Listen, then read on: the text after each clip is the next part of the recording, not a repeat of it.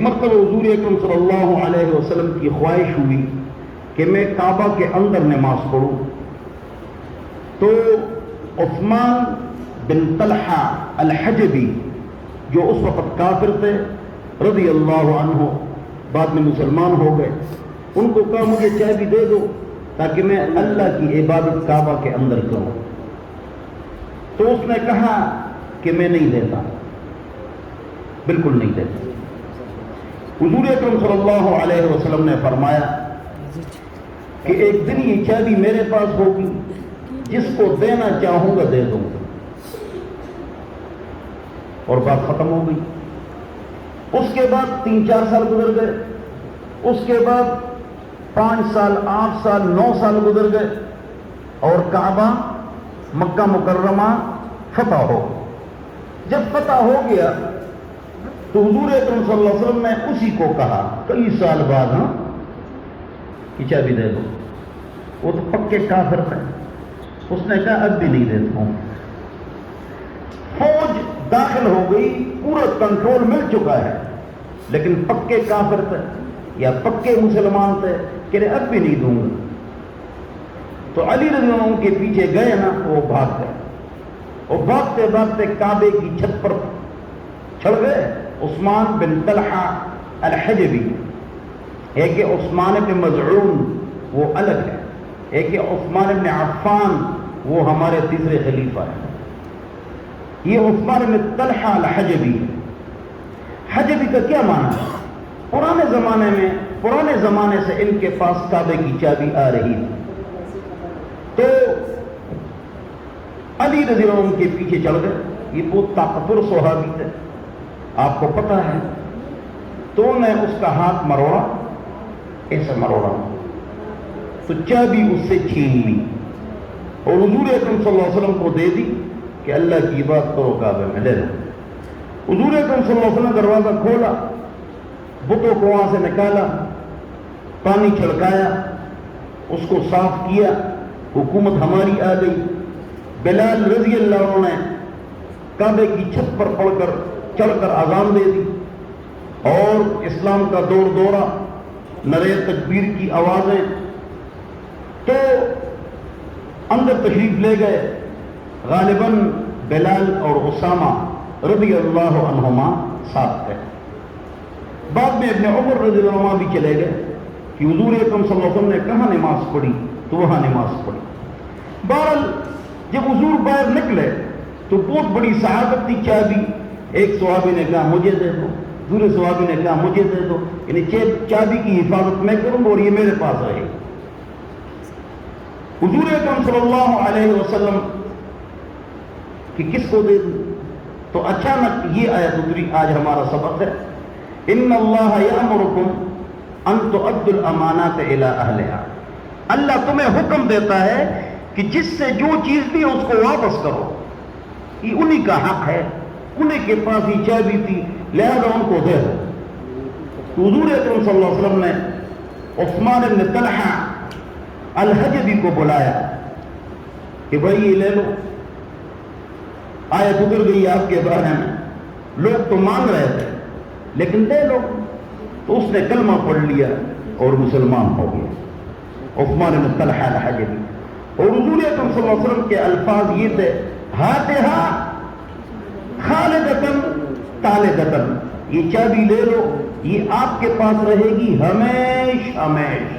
بس آج بھی جس کے پاس کعبے کی چابی ہے وہ اسی کا پوتا ہے، اسی کی اولاد میں چلا آ رہا ہے، اور حضور اکرم صلی اللہ علیہ وسلم کا ارشاد حق ثابت ہو۔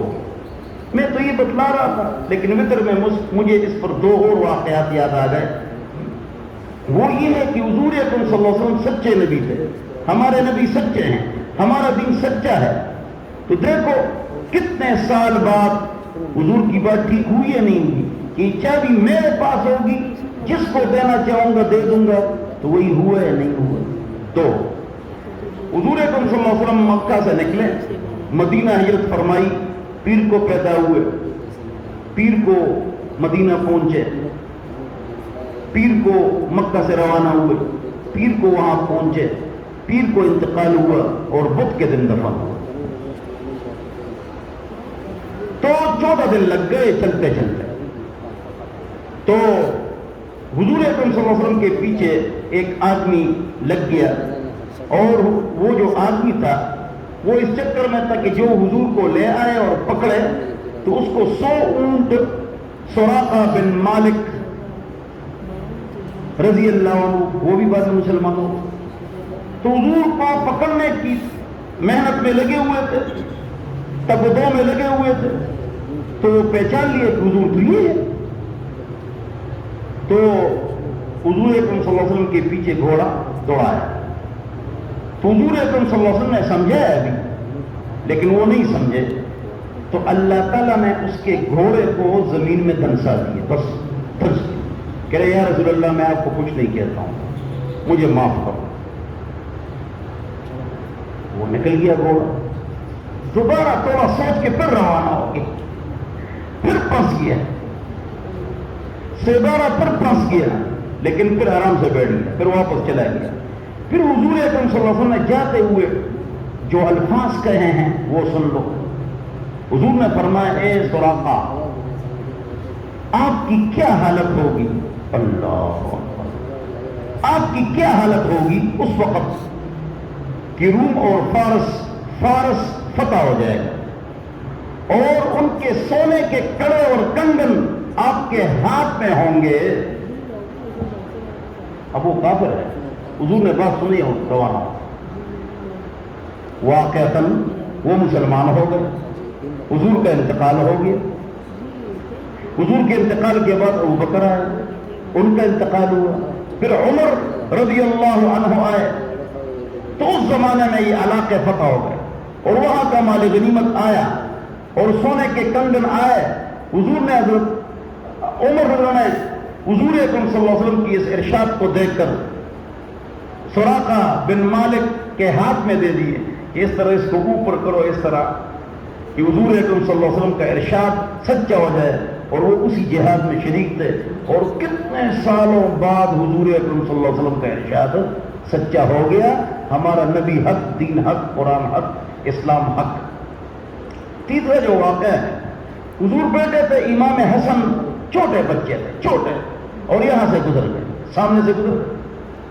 तो मुस्लिम शरीफ की रिवायत है कि हुजूर अकरम सल्लल्लाहु अलैहि वसल्लम ने फरमाया, लअल्ल इब्नी हादा, ये जो मेरा बेटा है छोटा, हो सकता है, ये रिवायत मुस्लिम शरीफ की है कि हो सकता है कि, और इसका माना होता है यकीनन, लअल्ल का माना कुरान और हदीस में जब आ जाए तो यकीनन होता है। तो इनके जरिए से अल्लाह मुसलमानों की दो जमाअतों को एक करेगा और उनकी सुलह होगी। अब वो छोटा बच्चा है, चलो जी, हुजूर ने कह दिया, इंतकाल हो गया, अबू बकर का इंतकाल हुआ, उमर का इंतकाल हुआ, उस्मान का इंतकाल हुआ, अली रज़ी अल्लाह के जमाने में उनका भी इंतकाल हुआ, और फिर लड़ाई और झगड़े शुरू हो चुके थे काफिरों की वजह से, खवारिज की वजह से, रवाफिज की वजह से। तो हजरत इमाम हसन और हुसैन उठे और शाम आए और हजरत अमीर मुआविया रज़ी अल्लाह अन्हुमा के हाथ पर बेइज्जत कर ली। जब बेइज्जत कर ली हसन हुसैन ने, तो उस साल का नाम मुसलमानों ने रखा आमुल जमाअह, कि बहुत जमाने बाद लड़ाइयां हो गई मुसलमानों के दरमियान। ये जो साल है ये इत्तेफाक इत्तेहाद का साल है, तो दोनों के दरमियान सुलह हो। बाज लोग अमीर मुआविया और अली के दरमियान जो अचानक की लड़ाई हुई थी, गलती से तफसील बता चुका हूं बार बार, इसको बुरी निगाह से देखते हैं और सहाबा के बारे में बुरी निगाह कायम करते हैं। मैं कहता हूं हुजूर ने फरमाया कि दो जमातों के दरमियान जो मुसलमानों की जमातें होंगी, अजीम जमातें होंगी। रिवायत बुखारी मुस्लिम की बिल्कुल सही है। तो जवाब क्या है? हुजूर ने मुसलमानों की जमातें कहा, अजीम जमातें कहा, वह दावाहुमा वाहिद, और उनका दावा एक होगा। दोनों का दावा एक था। एक ने भी कहा उस्मान का बदला लेना चाहिए, दूसरे ने भी कहा उस्मान का बदला लेना चाहिए। अली ने कहा बाद में लेंगे वरना आपस में लड़ाई हो जाएगी। मुआविया और आयशा ने कहा नहीं अभी ले लो रज़ी अल्लाह अन्हुम। इस पर लड़ाई थी जल्दी और बाद में। दावा एक था, क्या بچے دعویٰ کیا تھا ایک تھا، کیا دعویٰ تھا کہ بدلہ لینا چاہیے. تو بخاری مسلم کی روایت سے کیا بات معلوم ہو گئی کہ دعویٰ ایک. دو، حسن حسین نے بیعت کی، یہ تمام روایت میں شیعہ اور سنی دونوں مانتے ہیں. تین، اجتماع کا سال ہو گیا اور حضور اکرم صلی اللہ علیہ وسلم کا وہ ارشاد ٹھیک ہو گیا. میرے پاس ایک آدمی آیا، ایک شیعہ نے بھیجا تھا کہ بھائی حدیث میں آتا ہے، وہ حدیث بھی دکھائی کہ جب امیر معاویہ کو منبر پر دیتے تو اس کو قتل کرو. حوالے تو ملتے ہیں آگے پیچھے. تو میں نے کہا اس کے بہت سارے جوابات ہیں لیکن میں ایک جواب دیتا ہوں کہ دے دو. میں نے لکھ لیا. میں نے کہا حضور اکرم صلی اللہ علیہ وسلم فرماتے ہیں نعوذ باللہ آپ کے بقول کہ جب امیر معاویہ کو منبر پر دیکھو اس کو قتل کرو، اور حسن حسین نے ان کے ہاتھ پر بیعت کر دی. یار یہ تو عجیب ہو گئی. میں نے کہا جواب لے آؤ. بالکل خاموش ہو. حضور نے بچپن میں اس حسن کے بچپن میں جو کہا تھا کہ اللہ تعالیٰ اس کے ذریعے سے دو بڑی جماعتوں کے درمیان صلح کرائے گا، اللہ نے وہ بات ٹھیک کرا دی. آخری بات حضور اکرم صلی اللہ علیہ وسلم نے فرمایا، حیران ہو جاؤ گے اس بات پر. حضور نے فرمایا کہ جس طرح میرا نظم و نسق ہے، میں نے حکومت چلائی ہے، اسی طرح حکومت چلے گی 30 سال. بعد میں بادشاہ آ جائیں گے، بادشاہت آ جائے گی، اور بادشاہت بری نہیں ہے. داؤد اور سلیمان بادشاہ نہیں تھے؟ اس سے بھی لوگ غلط مطلب نکالتے ہیں. کیا داؤد، اس کے بعد سلیمان، اس کے بعد اس کا بیٹا، یہ بادشاہت نہیں ہے؟ علی کے بعد بھی بیٹا آیا ہے. پھر رضی اللہ عنہ وعلی نبینا وعلیہما الصلاۃ والسلام. تو حضور نے فرمایا میرے بعد اگر میرے نمونے کے مطابق اگر نظام چلے گا تو وہ 30 سال چلے گا. کتنے سال چلے گا؟ کیا ہوا؟ ابوبکر، عمر، عثمان، علی، توجہ کا انتقال ہو گیا تو 6 مہینے کم 30 سال ہو گئے. 6 مہینے کم 30 سال ہو گئے. امام حسن کے ہاتھ پر خلافت آئی، وہ حکمران بن گئے تو انہوں نے 6 مہینے خلافت کر لی. جب 6 مہینے خلافت کر لی تو کتنے ہو گئے؟ 30 سال. 30 سال کے بعد حسن حسین نے حضرت امیر معاویہ کے ہاتھ پر بیعت کی تو حضور کا ارشاد ٹھیک ہو گیا. 2 جماعتوں میں اتفاق بھی ہو گیا اور 30 سال حضور نے جو ارشاد فرمایا تھا بالکل ٹک پٹک اس کو کہتے ہیں، بالکل فرق نہیں. حضور حق، قرآن حق، حدیث حق، اللہ حق، نبی حق، ہمارا دین حق، مکہ مدینہ حق. اللہ ہم سب کو اس حق دین پر عمل کرنے کی توفیق نصیب فرمائے. اللہم صلی اللہ علیہ وسلم.